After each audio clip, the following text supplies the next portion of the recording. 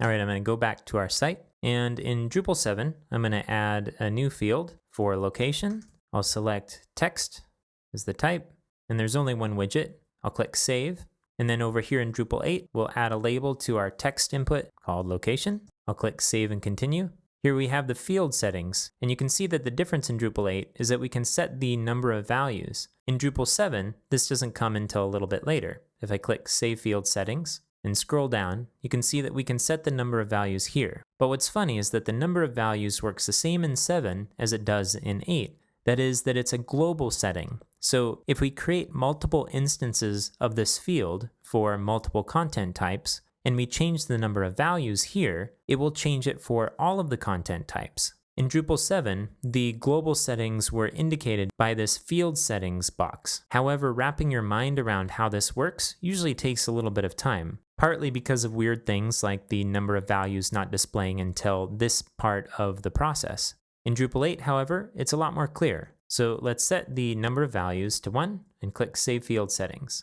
Over here in Drupal 7, I'm going to scroll up. You see we can adjust the label on both sides, the help text. The required field has been moved down below the help text in Drupal 8. And in Drupal 7, we have size of text field and text processing. The size of the text field now has been split off into the form display in Drupal 8. So that's why we're not seeing it over here. And the text processing isn't showing up because we can select either plain text or formatted text as the type of field. So we're not seeing that in this part of the process on Drupal 8. We can select the default value on both 7 and 8, and we can click Save Settings. Notice that we have a delete option right here, which is kind of nice if we've decided at this point that we don't really need the field anymore. So I'll click Save Settings on both sides.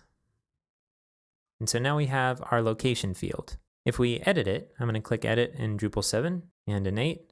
The management has been simplified quite a bit. In Drupal 8, the instance settings are right here under Edit, and then the global settings for the field are under Field Settings. In Drupal 7, both the global and the instance settings are here in the Edit page, and then in Field Settings, you're only going to see the global settings minus the number of values. So it's a little confusing. In Drupal 8, we're also not seeing the widget type because that's now going to the form display in Drupal 8, and the delete button has been moved into the Edit tab.